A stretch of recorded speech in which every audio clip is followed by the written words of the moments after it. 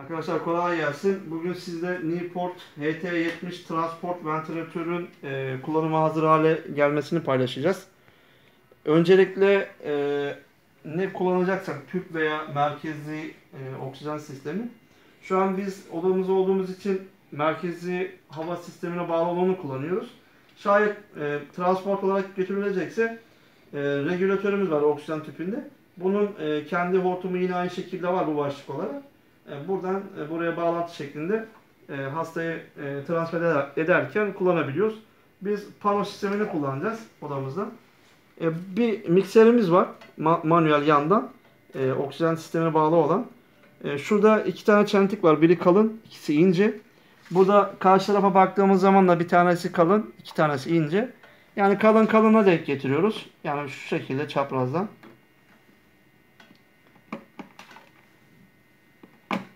Böyle oturuyor. Oturduktan sonra yavaşça, yumuşak bir şekilde hani tırnaklarının biri girip biri girmemesine dikkat etmemiz gerekiyor. Kırılabilir. Şöyle öne doğru alıyorum. Mikserimiz yanda. Yani mikserimiz ne işe yarıyor? Ayarlayacağımız oksijen oranının değerini ayarlıyor. Şurada bir ibre var gördüğünüz gibi. Flow. 100, %100, 70, 60, 30 neyse minimum kısıyoruz. Cihazımızı arkasında şöyle bir bataryamız var. Bataryamızın girişinde solda bir on-off düğmesi var. Düğmeye bir kere basıyoruz. Bir yaylı düğme. Yani aç kapa değil. Yanılmayın. Hani bastığınız zaman burada durmuyor. Bir kere basıyoruz. Tık sesini duyduk. Cihaz açılıyor. Burada da aynı şekilde adaptör girişi var. Cihaz adaptörlü. Burada adaptörü var. Çeviriyoruz. Cihazımız açılıyor.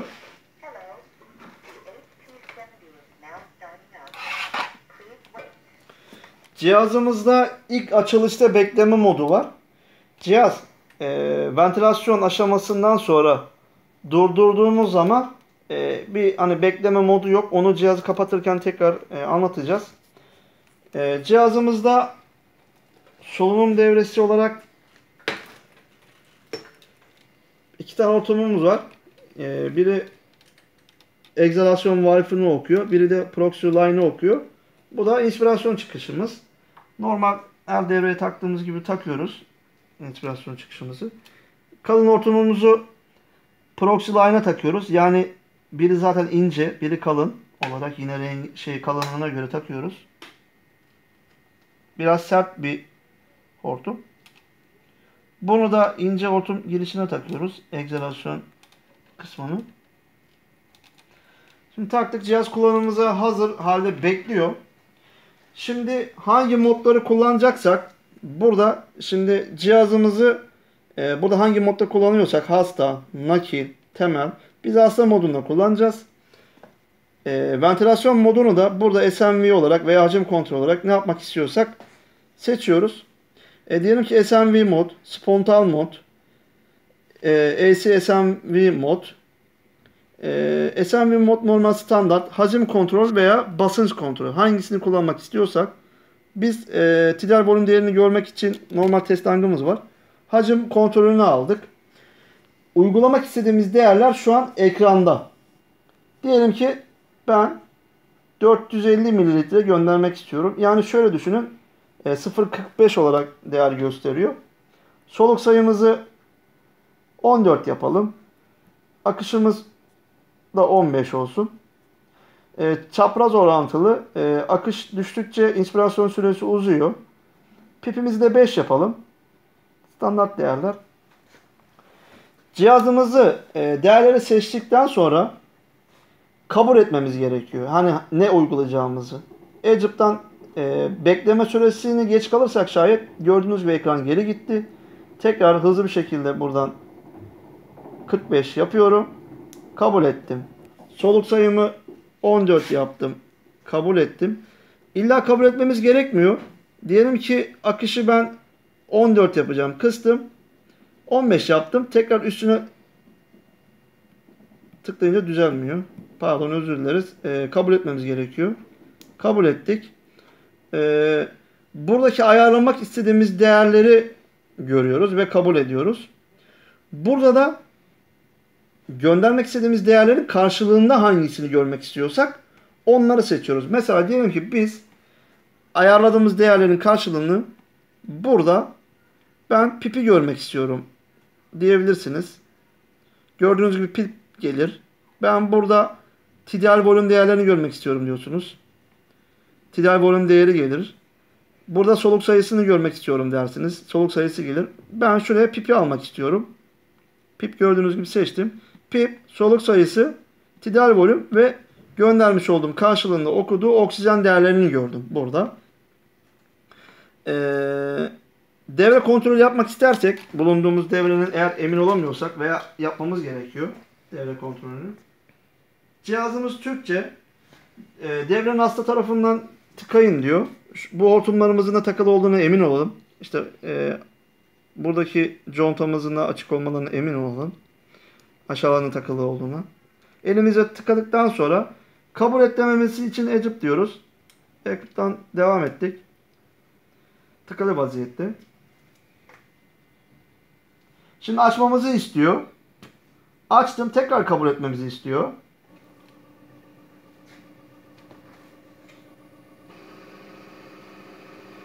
Çok uzun sürmüyor.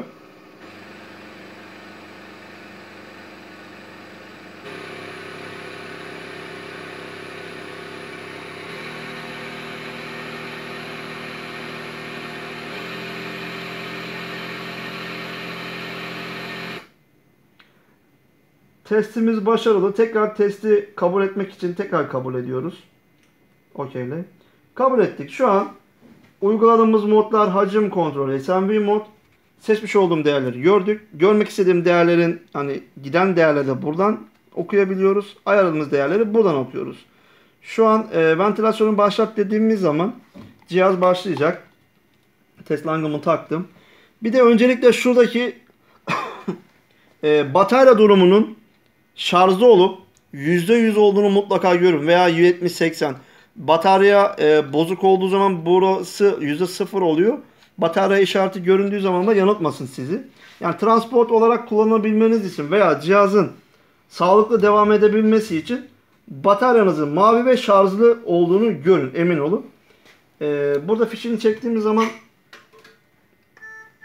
harici güç yok, batarya gücüne geçiliyor diye burada zaten gösteriyor. Tekrar takıyorum ve şuradaki ışığımız eğer yoksa zaten cihaz şarja takılı değil demek. External power. Takıyorum. Gördüğümüz gibi cihaz şarjdayken yeşil yani burası. Ve bataryamız %100 dolu. Buradaki arızaları silmek için şu an şarj ettiği için okuduktan sonra devreye girecek.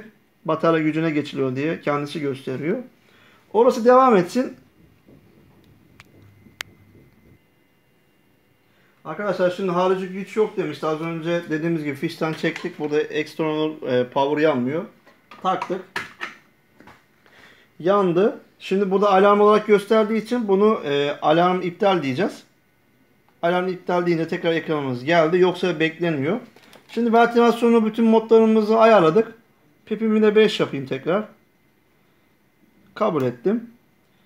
Soluk sayımı 14. Ventilasyonu başlat diyorum.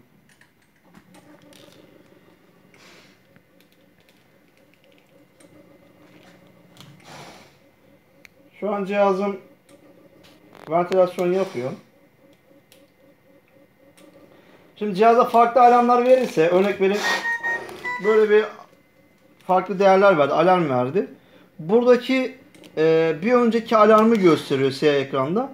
Buradaki alarmı silmek için alarm silme tuşuna bastığımız zaman alarmlar siliniyor. Şu an normal bir mod şeklinde uyguluyor. 15 uygulamıştım. Şu an 16 okuyor. Yani ortalaması normal. Pip 5 okuyor. Oksijeni şu an %22 okuyor. 450'de TDR volüm değerini okuyor. Şimdi oksijeni nereden ayarlayacağız dersek ekranda bir oksijen verme değeri dijital olarak yok. Burada mikserden manuel olarak veriyoruz. Yani şöyle ben buradan 50'ye getirdim. Şimdi buradan takip edeceğiz.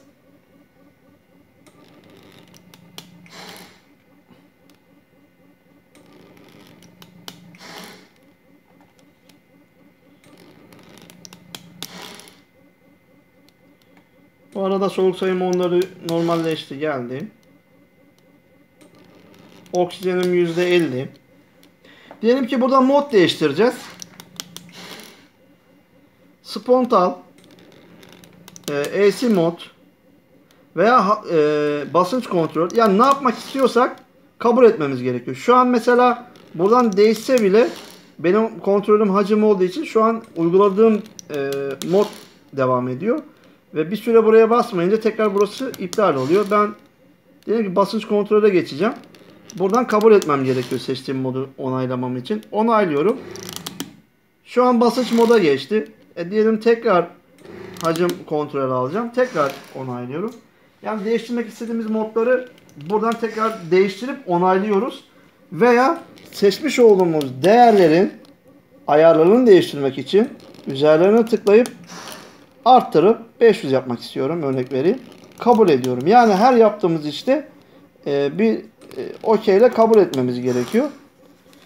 Seçmiş olduğumuz değerlerin karşılığını görebilmemiz için buradan dediğim gibi atıyorum işte soluk sayısını göreceksiniz. Şu an ikisi mesela aynı oldu. Tekrar iptal edeceğim. Pip'i seçtim. Gördüğünüz gibi pip değerlerini görüyorum. Cihazı standby'a almak istersek öyle bir durum yok cihazın. Bir de oksijen kalibrasyon testini var. Burada hasta modundayken diğer diyorum oksijen monitorizasyonu kalibrate var. Buradan geliyorum. Hastanın haricinde hastaya bağlı olmadığı durumda dışarıdayken ambu yapabiliriz hastayı. %21 kalibrasyonu başlat diyoruz. Diyor ki oksijeni iptal edin diyor. Oksijeni çekiyorum. Kabul et diyorum. Şu an oksijen kalibrasyonu devam ediyor. Oksijenim çekili, bağlı değil. Ama kompresörle şu an baskı yapıyor ambuya. Test balonuna.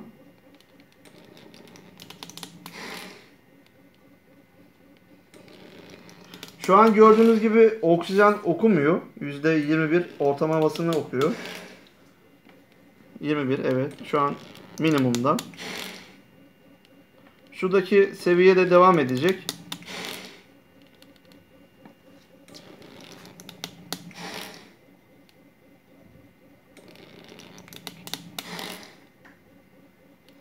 Bir süre %21'i test ediyor. Yaklaşık 1 dakika, 1,5 dakika belki. Evet, seçtiğimiz şu an kalibrasyon başarılı. Oksijen 121 kalibrasyonu. Tekrar kabul et diyeceğiz. Kabul etti. Şu an geçti. Tekrar oksijenimi takıyorum. Ayarım mikser %50'de. %50'de. Şu an artış görünüyor. 41. Şu an 50 olacak. Bir de alarm limit ayarları var. Alarmlar diyorum. Burada örnek vereyim, oksijenin mesela alarm limiti şu an 22 seçtim. 100 ve üstü seçili zaten. Burada alarm hızlı ayarı diye bir şey var. Diyelim ki cihaz susturamıyorsunuz. Seçtiğimiz ve şu an hastaya bağlı olan değerler üzerinden hızlı alarm dediğim zaman kabul edersem buradaki seçili olan değerlerin son değerlerine göre artı ve üst limitlerini 30 saniye boyunca ayarlıyor. Kabul et diyorum.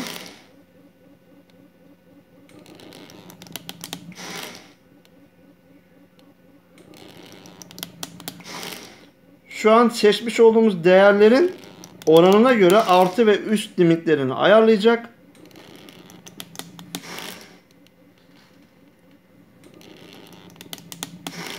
Normal standart test balonunda çalışan bir cihaz için bunu söylüyorum.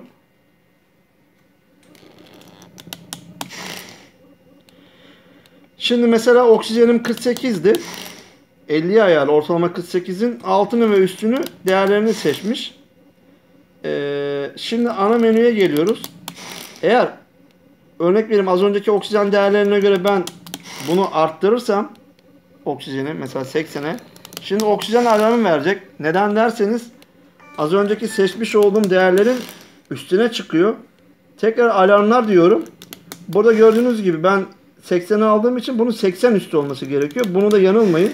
Manuel kendiniz arttırabilirsiniz. Arttırıyorum.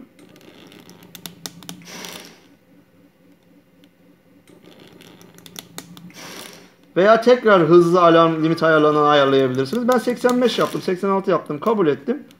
Şu an gördüğünüz gibi alarm kesildi. Ana ekran diyorum. Buradaki en son arıza var. Alarm silden siliyorum.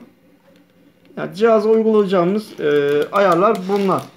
Öyle söyleyeyim. Yani her yaptığımız şeyi kabul edip cihaza onaylatmak. Modlarını değiştirmeye gösterdik.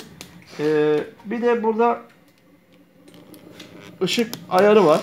Karanlık, maksimum gibi. Manuel soluk da var. Yani bir nevi bastığınız kadar şişiriyor. Ambu yapıyor. Onu da kullanabilirsiniz. Bir önceki alarmı buradan tekrar alarm olduğu için kırmızı turuncu yanıyor. Bunu da silebilirsiniz. Alarm susturma, bu ışık yanınca bir süre kadar susturur. Tekrar kapattığınız zaman alarm susturmayı kapatır. Cihazın standby modu yok. Tekrar arkaya geliyorum arkadaşlar.